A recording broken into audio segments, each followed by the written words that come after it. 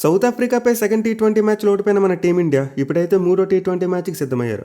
అంటే third T20 match December 14వ తేదీన ధర్మశాల వేదికగా జరగబోతుంది. ఈ మ్యాచ్లో గెలిపైతే రెండు జట్లు కూడా సిరీస్ దృష్ట్యా చూసుకుంటే చాలా ముఖ్యం. ఎందుకంటే ప్రజెంట్ సిరీస్ 1-1 ఈక్వల్గా ఉంది. దీంతో ఈ మ్యాచ్లో ఏ టీం అయితే గెలుస్తారో ఆబ్వియస్లీ వాళ్ళు సిరీస్లో అప్పర్ హ్యాండ్ సాధించేందుకు అవకాశం ఉంటుంది. ఇన్ఫ్యాక్ట్ ఈ మ్యాచ్లో ఓడిపోయిన టీం ఆ తర్వాత సిరీస్కి వెళ్ళాలంటే next 2 matches do or die మ్యాచెస్గా మారిపోతాయి. ఈ మ్యాచ్లో విజయం అనేది రెండు జట్లు కూడా చాలా అంటే చాలా ఇంపార్టెంట్. ఇక ఈ మ్యాచ్ ఆడిపోయి ధర్మశాల స్టేడియం యొక్క పిచ్ రిపోర్ట్ చూసుకుంటే చాలా వరకు బ్యాటింగ్ ఫ్రెండ్లీ వికెట్ అని చెప్పుకోవచ్చు. మెయిన్లీ ఆడేది IPL 2025 గ్రౌండ్లో మ్యాచ్లు ఆడడం చూసాం. అఫ్కోర్స్ ఒక మ్యాచ్ అయితే రద్దయింది. బట్ ఇంకో మ్యాచ్లో చూసుకుంటే మాత్రం భారీ స్కోర్లు వచ్చాయి. పంజాబ్ టీం 236 కొట్టారు, వేరేజ్ లక్నో టీం చేసింగ్లో 199 కొట్టారు. అలాగే లాస్ట్ ఇయర్ IPL చూసుకుని గ్రౌండ్లో RCB టీం 241 రన్స్ కొట్టడం చూసాం. సో డెఫినెట్లీ స్కోర్స్ బట్టి చూసుకుంటే ధర్మశాల గ్రౌండ్ ఒక మంచి హై స్కోరింగ్ విన్ అని చెప్పుకోవచ్చు. అయితే ఓవరాల్గా చూసుకుంటే మాత్రం ఈ గ్రౌండ్లో పిచ్ అనేది ఎక్కువగా పేస్ బౌలింగ్ అనుకూలిస్తుంది. ఎందుకంటే ఈ గ్రౌండ్ ఆల్టిట్యూడ్ ఎక్కువ, అంటే సముద్ర మట్టానికి చాలా ఎత్తులో ఉంటుంది. దీనివల్ల బాల్ అనేది ఫ్లై అవుద్ది, విచ్ మీన్స్ ఈ పిచ్ మీద పేస్ బౌలర్స్కి చాలా మంచి హెల్ప్ దొరుకుద్ది. అట్ ది సేమ్ టైం స్పిన్నర్స్కి మ్యాక్సిమం ఎలాంటి హెల్ప్ కూడా ఉండకపోవచ్చు. ఎందుకంటే వింటర్ టైంలో ధర్మశాలలో ఖచ్చితంగా డ్యూ అనేది పడుతుంది. ఇన్ఫ్యాక్ట్ డ్యూ కాదు, మంచు కూడా కొరవచ్చు. సో దీంతో ధర్మశాల వికెట్ మోస్ట్లీ బ్యాట్స్మెన్కు అలాగే పేస్ బౌలర్స్కి అనుకూలంగా ఉంటుంది. ఇక ఈ గ్రౌండ్ యొక్క స్టాట్స్ విషయానికి వస్తే ఇప్పటివరకు మొత్తం 8 టీ20 మ్యాచెస్ కంప్లీట్గా జరిగాయి. అండ్ 8 మ్యాచ్లో ఫస్ట్ బ్యాటింగ్ చేసిన టీం 4 మ్యాచ్లో గెలిస్తే చేస్ చేసిన టీమ్స్ కూడా 4 మ్యాచ్లో గెలిచారు. అలాగే గ్రౌండ్లో ఫస్ట్ ఇన్నింగ్స్ యావరేజ్ స్కోర్ చూసుకుంటే 152 రన్స్కి ఉంది. సో యావరేజ్ స్కోర్ బట్టి చూసుకుంటే కొంతవరకు లో స్కోరింగ్ వెన్యూలానే కనిపిస్తుంది. బట్ ఈ గ్రౌండ్లో చివరికి అంతర్జాతీయ టీ20 మ్యాచ్ జరిగి చాలా కాలం అయిపోయింది. 3 years బ్యాక్ 2022లో ఈ గ్రౌండ్లో చివరి టీ20 మ్యాచ్ ఆడారు. బట్ డొమెస్టిక్ టీ20s మరి IPL చూసుకుంటే మాత్రం రీసెంట్గా చాలా భారీ స్కోర్లు వచ్చాయి, మనం ముందే చెప్పుకున్నాం. In fact overall domestic T20 stats చూసుకుంటే ఈ గ్రౌండ్లో ఫస్ట్ ఇన్నింగ్స్ యావరేజ్ స్కోర్ 188గా ఉంది. సో దీంతో ఖచ్చితంగా 180 స్కోర్ను ఒక పార్ స్కోర్గా చెప్పుకోవచ్చు మనం. అయితే టాస్ విషయానికి వస్తే మాత్రం లిటిల్ బిట్ కన్ఫ్యూజన్ ఉంటుంది. ఎందుకంటే ఓవరాల్ రికార్డులో చూసుకుంటే ఫస్ట్ బ్యాటింగ్ చేసిన టీం 4 మ్యాచ్లు గెలిచారు, అలాగే చేస్ చేసిన టీం 4 మ్యాచ్లు గెలిచారు. బట్ డొమెస్టిక్లో చూసుకుంటే మాత్రం ఫస్ట్ బ్యాటింగ్ చేసిన టీం ఎక్కువ మ్యాచ్లు గెలిచారు. ఇంక్లూడింగ్ IPL మొత్తం 12 డొమెస్టిక్ టీ20 జరిగితే అందులో ఫస్ట్ బ్యాటింగ్ చేసిన టీం 9 మ్యాచ్లు గెలిచారు. ఎస్పెషల్లీ 2022లో లాస్ట్ టీ20 మ్యాచ్ తర్వాత ఈ గ్రౌండ్లో 5 IPL మ్యాచెస్ జరిగాయి. And 5 IPL మ్యాచెస్లో 4 times first batting చేసిన టీమే గెలిచింది. ఈవెన్ ప్రజెంట్ ఆన్ గోయింగ్ సిరీస్లో చూసుకున్న మొదటి 2 టీ20 మ్యాచ్ల్లో ఫస్ట్ బ్యాటింగ్ చేసిన టీమే గెలిచింది. సో దీంతో మేబీ టాస్ గెలిచిన కెప్టెన్ ముందుగా బ్యాటింగ్ తీసుకోవడం not a bad option. Mainly first మ్యాచ్లో డ్యూ ఫ్యాక్టర్ని దృష్టిలో పెట్టుకుని టాస్ కావాలని చెప్పి గట్టిగా కోరుకున్నాం. ఫస్ట్ ఫీల్డింగ్ చేయడం చాలా అడ్వాంటేజ్ అవుద్ది అనుకున్నాం. కానీ 2 మ్యాచ్ల్లో కూడా అది పాసిబుల్ కాలేదు. ఫస్ట్ బ్యాటింగ్ చేసినప్పుడు సెకండ్ బ్యాటింగ్ చేసినప్పుడు కూడా డ్యూ ఆల్మోస్ట్ సేమ్గా ఉంటుంది. సో దీంతో టాస్ అనేది మ్యాచ్లో మరి అంత ఇంపార్టెంట్గా మారకపోవచ్చు. ఏ టీం అయితే బాగా పెర్ఫామ్ చేస్తారో వాళ్ళకే మ్యాచ్ గెలిచేందుకు ఎక్కువ అవకాశాలు ఉంటాయి. ఇక గ్రౌండ్లో రెండు జట్ల రికార్డ్ చూసుకుంటే మన టీమిండియా 3 మ్యాచ్లు ఆడారు. అండ్ ఈ 3 మ్యాచ్లో 2 గెలిస్తే ఒక దాంట్లో ఓడిపోయారు. అయితే ఓడిపోయిన ఒక మ్యాచ్ సౌత్ ఆఫ్రికా టీం మీద ఓడిపోయారు. 2015 సంవత్సరంలో ఈ గ్రౌండ్లో సౌత్ ఆఫ్రికా టీంతో మన వాళ్ళు మ్యాచ్ ఆడుతూ ఓడిపోయారు. సో దీంతో ఈ గ్రౌండ్లో సౌత్ ఆఫ్రికా టీంకు చాలా మంచి మెమరీస్ ఉన్నాయని చెప్పుకోవచ్చు. అట్ ది సేమ్ టైం వాళ్ళ పేస్ బౌలర్స్ కూడా ఈ గ్రౌండ్లో మంచిగా ఎంజాయ్ చేస్తారు. ఇక వెదర్ రిపోర్ట్ విషయానికి వస్తే రెయిన్ థ్రెట్ పెద్దగా ఏమీ లేదు, కానీ మంచు థ్రెట్ అయితే గట్టిగా ఉంది. మీరు ఒకసారి వెదర్ ఫోర్కాస్ట్లో చూసుకుంటే మ్యాచ్ జరిగే టైంలో టెంపరేచర్స్ 7 degreesకి ఫాల్ అయిపోవచ్చు అంటే చాలా కోల్డ్గా ఉంటుంది. ఇన్ఫ్యాక్ట్ గతంలో స్టేడియంలో మంచు కారణంగా మ్యాచ్ ఆగిపోవడం చూసాం. సో డెఫినెట్లీ గ్రౌండ్లో ప్లేయర్స్కి అయితే కొంతవరకు ఛాలెంజింగ్ కండిషన్స్ ఉండబోతున్నాయి. ఇక టీమ్స్ విషయానికి వస్తే మనం నార్మల్గా ముందు అపోనెంట్ టీం గురించి మాట్లాడుకుంటాం. బట్ ఈ వీడియోలో మాత్రం ముందు మన టీమిండియా గురించి మాట్లాడుకోవాలి. ఎందుకంటే ప్రజెంట్ మన టీమిండియాలో పాలిటిక్స్ జరుగుతుందని చెప్పి క్లియర్గా అర్థమవుతుంది. సో ఆబ్వియస్లీ ఫస్ట్ పాయింట్ ఏంటంటే శుభ్మన్ గిల్ ఎందుకు పక్కన పెట్టట్లేదు. మీకు బెంచ్ మీద సంజు శాంసన్ లాంటి ఒక టాప్ క్లాస్ ప్లేయర్ ఉన్నాడు. అండ్ అతను ఓపెనర్గా చూసుకుంటే గతంలో సౌత్ ఆఫ్రికా టీం మీద 2 సెంచరీలు కొట్టాడు. మరి అలాంటి ప్లేయర్ని మీరు ఎందుకు బెంచ్ మీద ఉంచేస్తున్నారు, అది కూడా శుభ్మన్ గిల్ వరుసగా ఫెయిల్ అవుతున్నా సరే. సో ఫస్ట్ 2 మ్యాచెస్లో గిల్ ఫెయిల్ అయిన తర్వాత క్వశ్చన్ అయితే గట్టిగా రేజ్ అవుతుంది. ఎస్పెషల్లీ గంభీర్ గతంలో సంజు శాంసన్కి సపోర్ట్ చేస్తూ మాట్లాడాడు. అండ్ వీడియో క్లిప్ ఒకసారి ప్లే చేస్తే మీరే చూడండి. You know what, if Sanju Samson does not go on to play for India, it is not Sanju Samson's loss. It is actually India's loss. And I hope that Sanju Samson is back the same way as Rohit Sharma has been back and Virat Kohli has been back. I think you're losing out on a talent which probably will be a number 1 batter in the world in future if you back him. But unfortunately, we haven't backed him till now. And I think people sitting in those big rooms or probably the selection committees, selection rooms should be scratching their hair that why wasn't Sanju Samson part of the T20 or probably part of the last World Cup.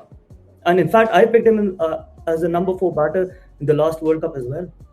So వీడైతే మరీ old వీడే కాదు, 2020 IPL టైంలో తీసుకుంది. అంటే Gambhir coach కాకముందు ఒక 4 years కింద జరిగిన సంఘటన ఇదే.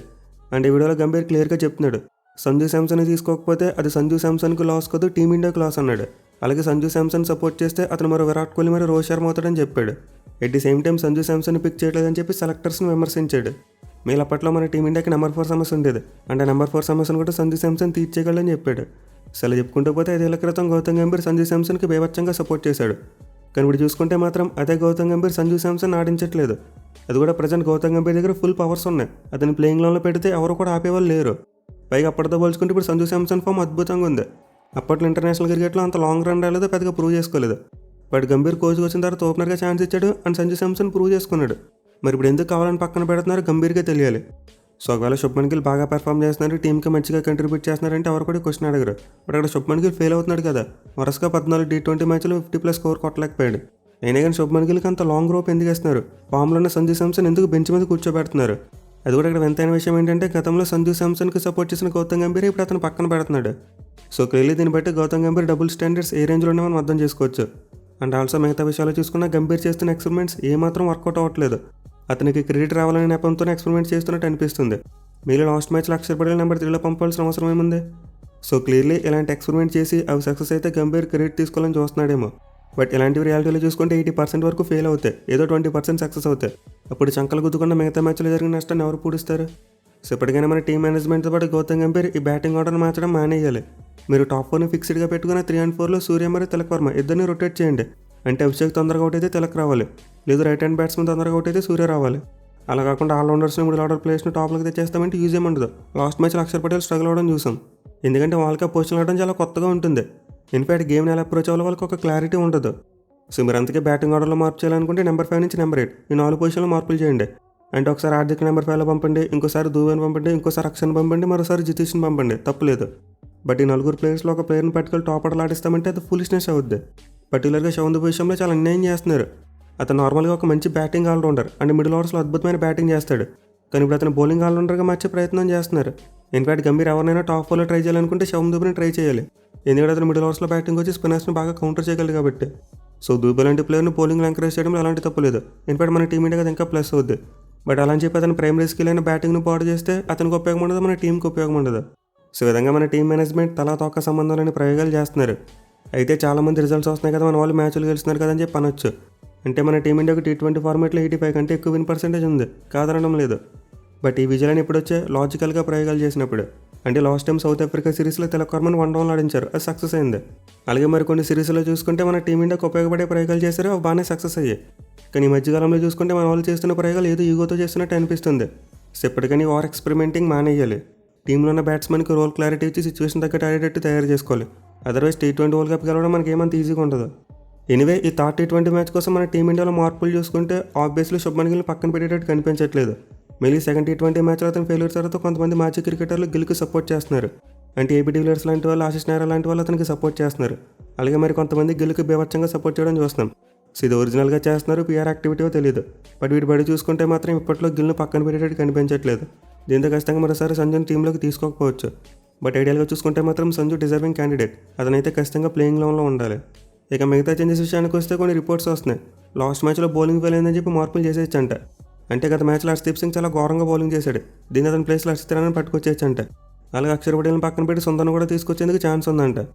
సో 3వ మ్యాచ్లో కనుక శుభ్మన్ గిల్ని పక్కన పెట్టుకుంటే వీళ్ళిద్దరిని పక్కన పెట్టారంటే ఖచ్చితంగా రాజకీయం జరుగుతుందని అనుకోవచ్చు మనం. ఎందుకంటే హర్షదీప్ సింగ్ మరి అక్షర్ పటేల్ ఫెయిల్ అయింది ఒక మ్యాచ్లోనే, దీంతో వాళ్ళని బ్యాక్ చేస్తే మరికొన్ని అవకాశాలు ఇవ్వాలి. అలా కాకుండా ఒక మ్యాచ్లో ఫెయిల్ అయ్యారని చెప్పి పక్కన పెట్టాల్సి వస్తే గిల్ని ఇప్పుడు టీం నుంచి తీసేయాలి. సో దీంతో మన టీమిండియా మ్యాచ్లో ఎలాంటి మార్పులు చేయకుండా రావాలి, సేమ్ ప్లేయింగ్ లెవెన్తో ఆడాలి. లేదు మార్పులు చేస్తాం హర్షదీప్ సింగ్ని పక్కన పెడతామంటే గిల్ని కూడా పక్కన పెట్టండి. సో చూద్దాం మరి మ్యాచ్ కోసం మన వాళ్ళు ఎలాంటి కాంబినేషన్తో వస్తారనేది. ఇక సౌత్ ఆఫ్రికా టీం విషయానికి వస్తే లాస్ట్ మ్యాచ్లో మంచిగా పెర్ఫామ్ చేశారు. ఈవెన్ వాళ్ళకి కూడా బ్యాటింగ్లో సమస్యలు ఉన్నాయి. బట్ లాస్ట్ మ్యాచ్లో క్వీటీకి ఒక మంచి ఇన్నింగ్స్ ఆడడం చూసాం. మెయిన్ అతనికి మన టీమిండియా మీద చాలా మంచి రికార్డు ఉంది. వన్డే ఫార్మాట్లోనే మన టీమిండియా మీద రన్స్ కొట్టాడు. అలాగే T20 ఫార్మాట్లో చూసుకుని 50 కంటే ఎక్కువ యావరేజ్ ఉంది, అది కూడా ఇండియా మీద ఆడినప్పుడు. సో దీంతో మరోసారి ఈ మ్యాచ్ల వాళ్ళకి క్వింటన్ డికాక్ చాలా ఇంపార్టెంట్ అవుతాడు. అలాగే లాస్ట్ మ్యాచ్లో మిల్లర్ మరియు ఫెరీరా కూడా చాలా మంచిగా ఆడారు. సో వీళ్ళతో పాటు మిగతా బ్యాట్స్మెన్ కూడా ఫైర్ అయితే ఖచ్చితంగా సౌత్ ఆఫ్రికా టీంకు భారీ స్కోర్ వస్తుంది మరోసారి. ఇన్ఫాక్ట్ ఈ మ్యాచ్లో వాళ్ళు బ్యాటింగ్లో మార్పు చేస్తారు. లాస్ట్ మ్యాచ్లో స్టబ్స్కి రెస్ట్ ఇచ్చి రేజన్ డ్రిక్స్ని తీసుకొచ్చారు. బట్ ఈ మ్యాచ్లో స్టబ్స్ తిరిగి టీంలోకి వచ్చేందుకు ఎక్కువ అవకాశాలు ఉంటాయి. ఇక బౌలింగ్లో చూసుకుంటే గత మ్యాచ్లో జార్జ్ లిండ్ అద్భుతంగా బౌలింగ్ చేశాడు, దీంతో ఈ మ్యాచ్లో ఖచ్చితంగా అతను కంటిన్యూ చేస్తారు. వేరే సెపామ్లో చూసుకుంటే 2 మ్యాచ్లు కూడా రన్స్కి వెళ్ళిపోయాడు. సో దీంతో సౌత్ ఆఫ్రికా టీం అతని ప్లేస్లో ఎంట్రిక్ నోకి లేదా కార్బిన్ బాష్ ఇద్దరిలో ఒక ఆడించేందుకు అవకాశం ఉంటుంది. బట్ ఎనివే 4వ పేస్ బౌలింగ్ ఆప్షన్ ఎక్కువ రన్స్కి వెళ్తున్నప్పటికీ మిగతా 3 పేసర్స్ అదరగొడేస్తున్నారు. మార్క్ హెన్సన్, బాట్మన్ మరియు లుంగింగిడే ముగ్గురు కూడా చాలా మంచి బౌలింగ్ చేయడం చూసాం. పైగా మ్యాచ్ ఆడిపై ధర్మశాల వికెట్ పేస్ బౌలింగ్ అనుకూలిస్తుందని చెప్పి ముందే చెప్పుకున్నాం. దీంతో ఈ మ్యాచ్లో కూడా సౌత్ ఆఫ్రికా పేసర్స్ మంచిగా ఎంజాయ్ చేస్తారు. ఎనివే ఈ మ్యాచ్లో ఎవరు గెలుస్తారని చెప్పడం కొంతవరకు కష్టమే, ఎందుకంటే సౌత్ ఆఫ్రికా టీం కూడా బలంగానే కనిపిస్తుంది. బట్ మన టీం ఇండియా టాప్ ఆర్డర్ పేరు అయితే మాత్రం ఖచ్చితంగా మన వాళ్ళు గెలుస్తారు. ఎస్పెషల్ అభిషేక్ శర్మ ఫస్ట్ మ్యాచ్లో ఎక్కువ రన్స్ కొట్టలేదు, దీంతో మ్యాచ్ ద్వారా కంబ్యాక్ చేయాలని చూస్తాడు. అలాగే మన కెప్టెన్ సూర్యకుమార్ యాదవ్ ఫామ్ కూడా చాలా ఘోరంగా ఉంది, అతను కూడా కంబ్యాక్ ఇచ్చి రన్స్ కొట్టాలి. ఎట్ ది సేమ్ టైం మన వాళ్ళు తిలక్ వర్మని వీలైతే 1 డౌన్లో ఆడించాలి, ఎందుకంటే Tilak south Africa team excellent record ఉంది, 60 కంటే ఎక్కువ యావరేజ్ ఉంది. ఈవెన్ లాస్ట్ మ్యాచ్లో కూడా ఒక మంచి హాఫ్ సెంచరీ కొట్టడం చూసాం. సో ఇంత మన వాళ్ళు ఈ మ్యాచ్లో తిలక్ వర్మని 1 డౌన్లో ఆడిస్తే చాలా బాగుంటుంది. అలాగే మ్యాచ్లో మన బ్యాట్స్మెన్తో పాటు బౌలర్స్ కూడా ఫామ్లోకి రావాలి. గత మ్యాచ్లో ఎక్కువ రన్స్ ఇచ్చారు, ఎస్పెషల్లీ పేస్ బౌలర్స్ పూర్గా వేయడం చూసాం. సో ఈ మ్యాచ్లో అయినా సరే మన పేసర్స్ కంబ్యాక్ అవ్వాలి. పర్టికులర్గా Bumrah form T20 world cup ముందు కాస్త కన్సర్నింగ్గా మారింది, అతను ఎక్కువ 6 వేస్తున్నాడు. సో ఈ మ్యాచ్లో మన టీమిండియా పేస్ బౌలింగ్తో పాటు టాప్ ఆర్డర్ ఫామ్లోకి వస్తే ఖచ్చితంగా కంబ్యాక్ ఇస్తారు. ఈ మ్యాచ్లో గెలిచి సిరీస్లో లీడ్లోకి వెళ్ళేందుకు అవకాశం ఉంటుంది. చూడాలి మరి మన టీమిండియా 3 T20 మ్యాచ్లో బౌన్స్ బ్యాక్ అవుతారా, లేకపోతే సౌత్ ఆఫ్రికా డామినేషన్ కొనసాగుతుంది అనేది.